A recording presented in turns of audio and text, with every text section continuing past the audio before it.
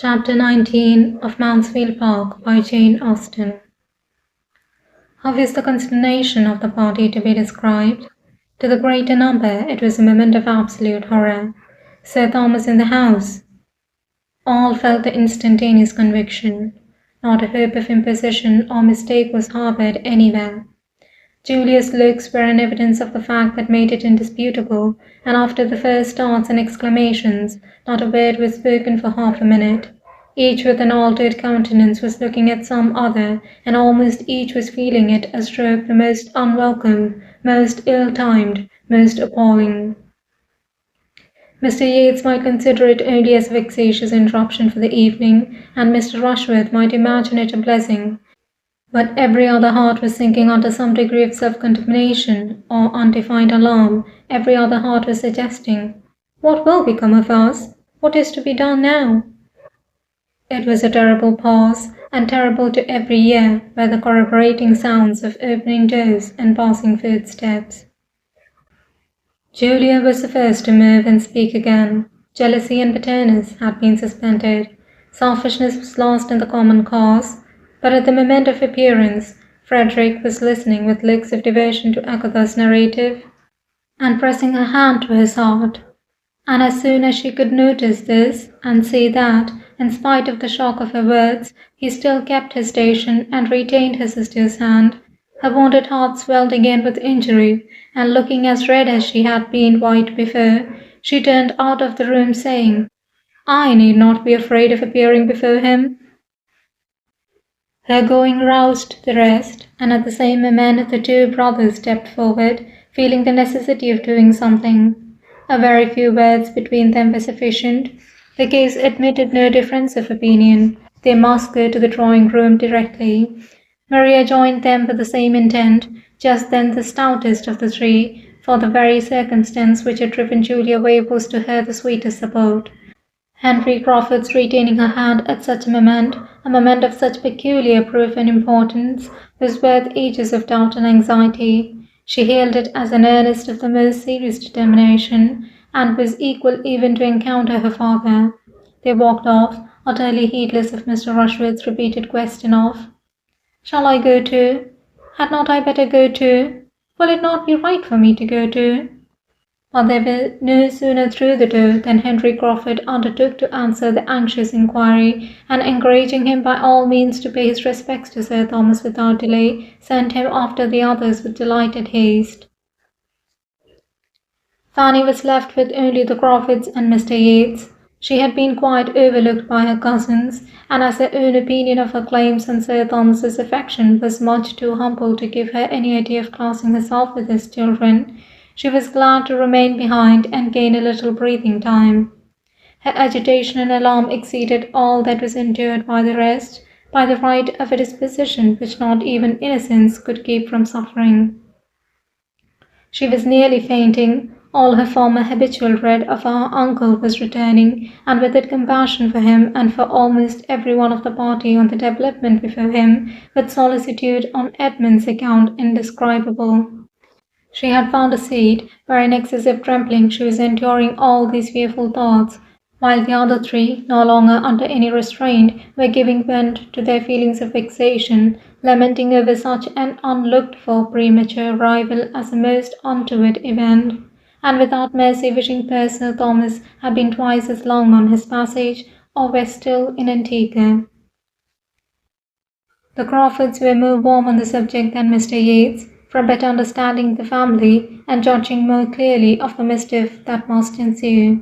The ruin of the play was to them a certainty. They felt the total destruction of the scheme to be inevitably at hand, while Mr. Yates considered it only as a temporary interruption, a disaster for the evening, and could even suggest the possibility of the rehearsal being renewed after tea, when the bustle of receiving Sir Thomas were over, and he might be at leisure to be amused by it.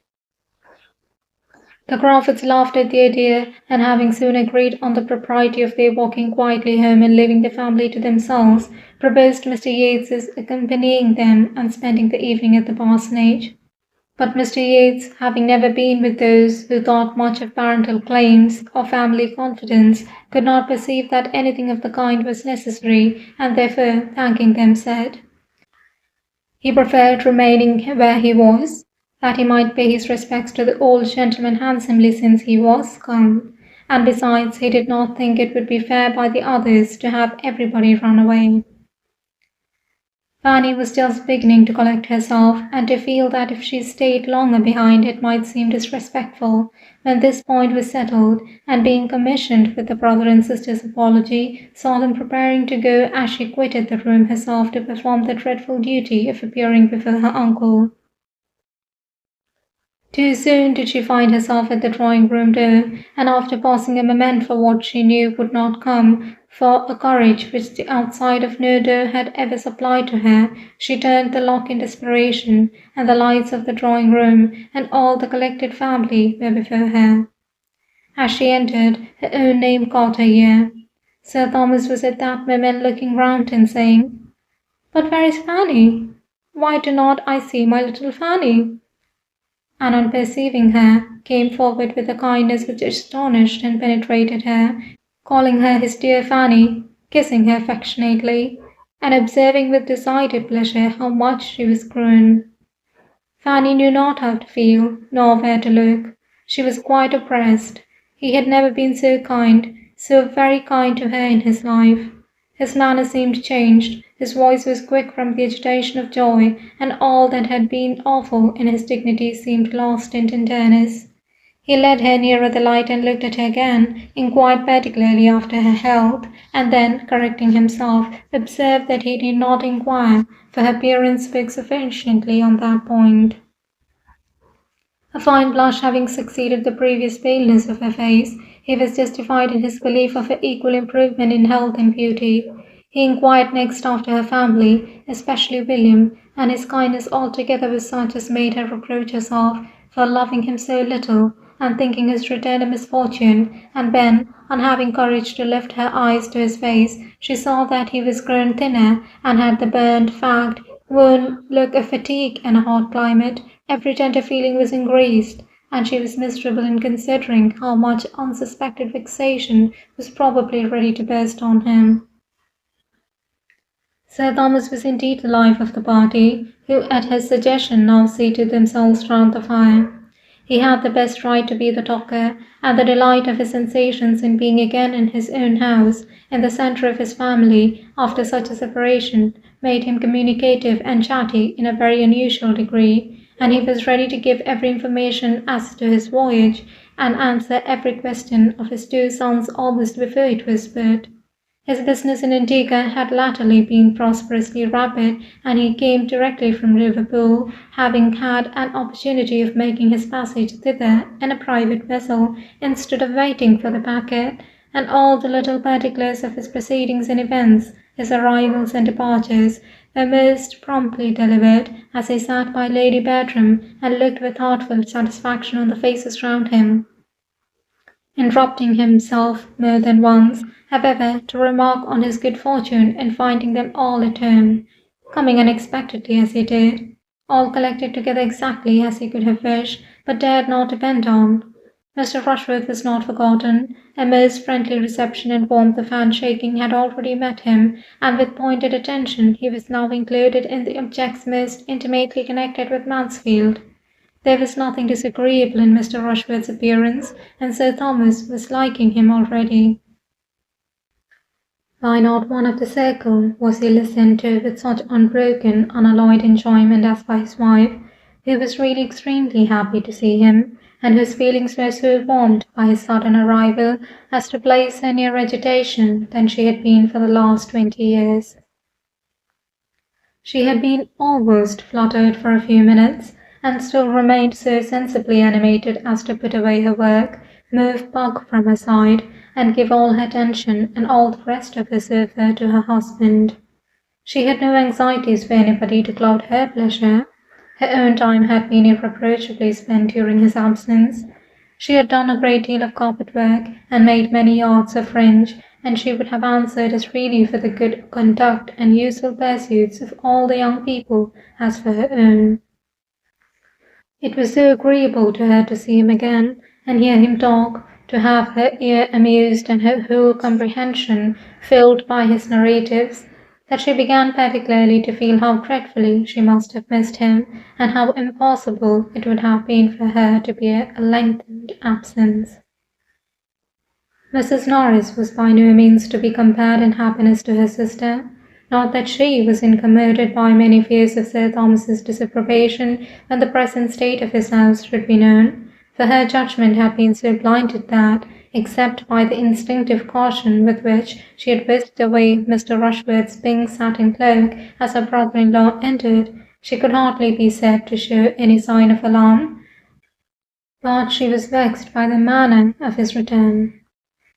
It had left her nothing to do. Instead of being sent for out of the room, and seeing him first, and having to spread the happy news through the house, Sir Thomas, with a very reasonable dependence, perhaps on the nerves of his wife and children, had sought no confidant but the butler, and had been following him almost instantaneously into the drawing-room. Mrs. Norris felt herself defrauded of an office on which she had always depended, whether his arrival or his death were to be the thing unfolded, and was now trying to be in a bustle without having anything to bustle about, and labouring to be important when nothing was wanted but tranquillity and silence. Would Sir Thomas have consented to eat, she might have gone to the housekeeper with troublesome directions, and insulted the footman with injunctions of dispatch. But Sir Thomas resolutely declined all dinner. He would take nothing till tea came. He would rather wait for tea. Still Mrs. Norris was at intervals urging something different, and in the most interesting moment of his passage to England, when the alarm of a French privateer was at the height, she burst through his recital with a proposal of soup. "Sure, my dear Sir Thomas, a basin of soup would be a much better thing for you than tea. Do have a basin of soup." Sir Thomas could not be provoked. "Still the same anxiety for everybody's comfort, my dear Mrs. Norris," was his answer. "But indeed I would rather have nothing but tea." "Well then, Lady Bertram, suppose you speak for tea directly. Suppose you hurry Batley a little. He seems behindhand tonight." She carried this point, and Sir Thomas's narrative proceeded. At length there was a pause. His immediate communications were exhausted, and it seemed enough to be looking joyfully around him, now at one, now at another of the beloved circle. But the pause was not long. In the elation of her spirits, Lady Bertram became talkative, and what were the sensations of her children upon hearing her say, "How do you think the young people have been amusing themselves lately, Sir Thomas? They have been acting. We have been all alive with acting." "Indeed? And what have you been acting?" "Oh, they will tell you all about it." "The all will soon be told," cried Tom hastily, and with affected unconcern. "But it is not worth while to bore my father with it now. You will hear enough of it tomorrow, sir. We have just been trying, by way of doing something, and amusing my mother, just within the last week, to get up a few scenes, a mere trifle. We have had such incessant rains almost since October began that we have been nearly confined to the house for days together. I've hardly taken out a gun since the 3rd. Tolerable sport for the first 3 days, but there has been no attempting anything since. The first day I went over Mansfield Wood, and Edmund took the copses beyond Easton, and we brought home 6 braves between us, and might each have killed 6 times as many, but we respect your pheasants, sir, assure you, as much as you could desire. I do not think you will find your woods by any means worse stocked than they were. I never saw Mansfield Wood so full of pheasants in my life as this year. I hope you will take a day's sport there yourself, sir, soon." For the present, the danger was over, and Fanny's sick feelings subsided.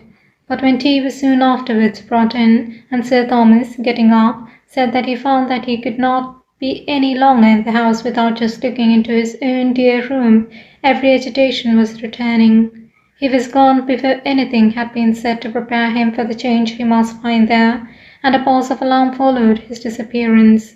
Edmund was the first to speak. "Something must be done," said he.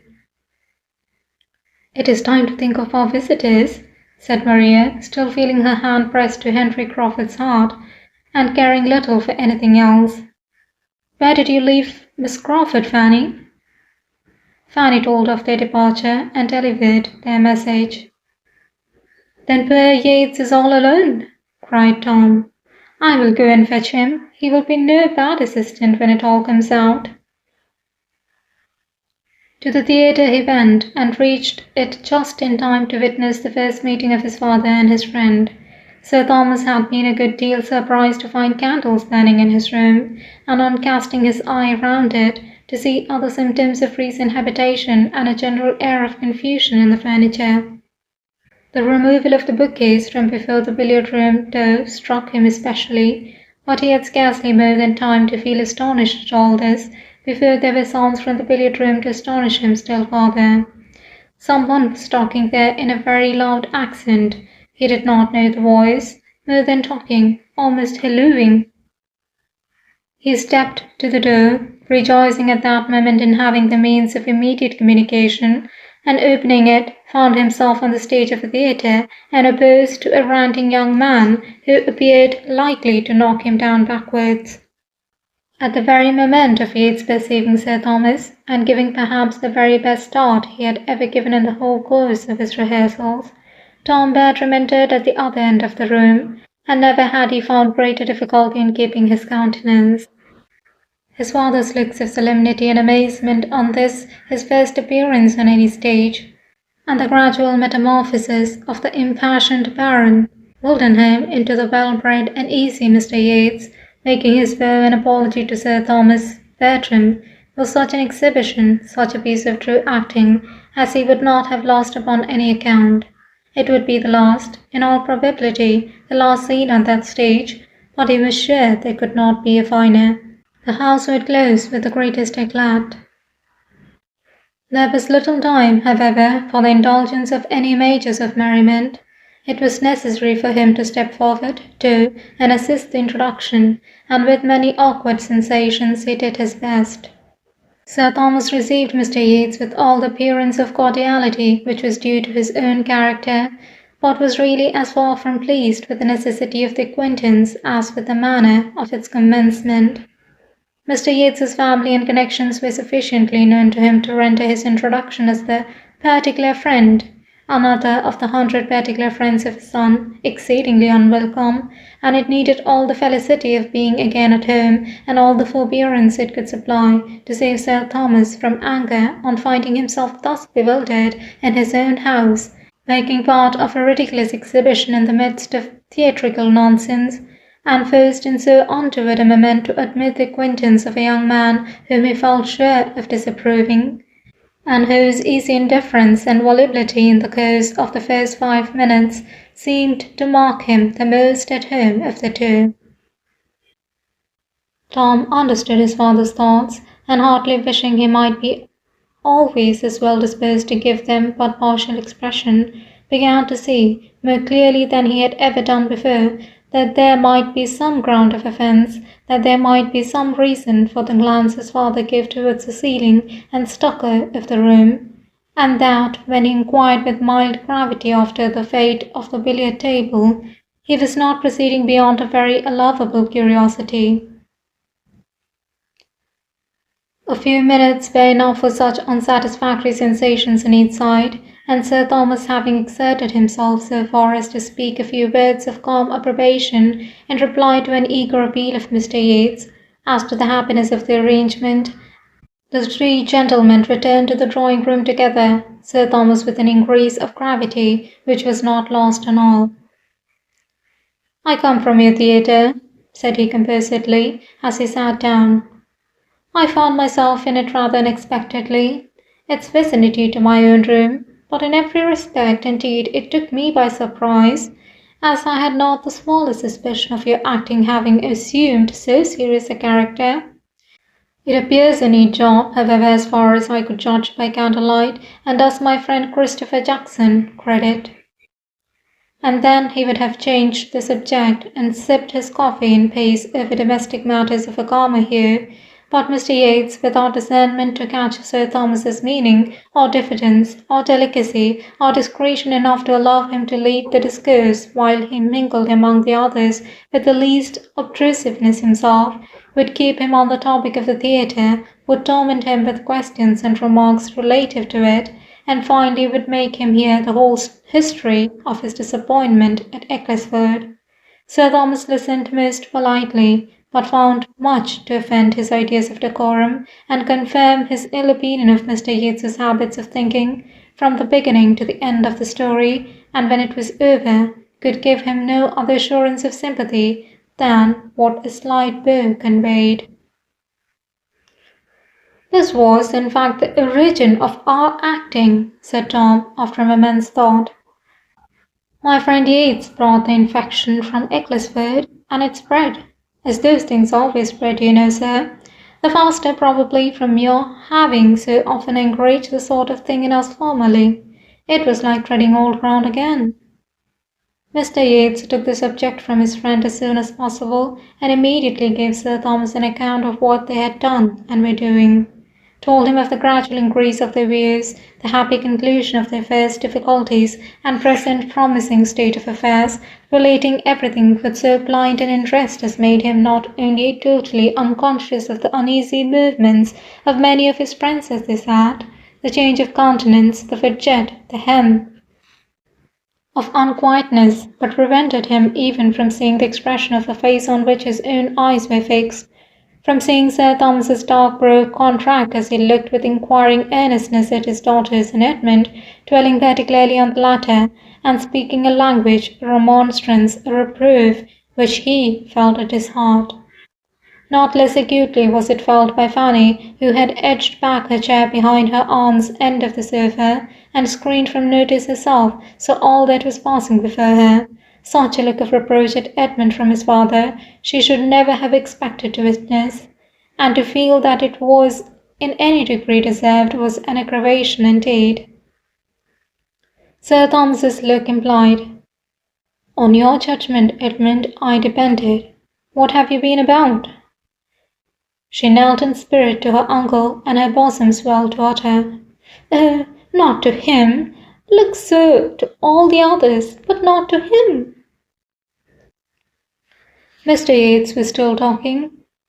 "To own the truth, Sir Thomas, we were in the middle of a rehearsal when you arrived this evening. We were going through the first 3 acts, and not unsuccessfully upon the whole.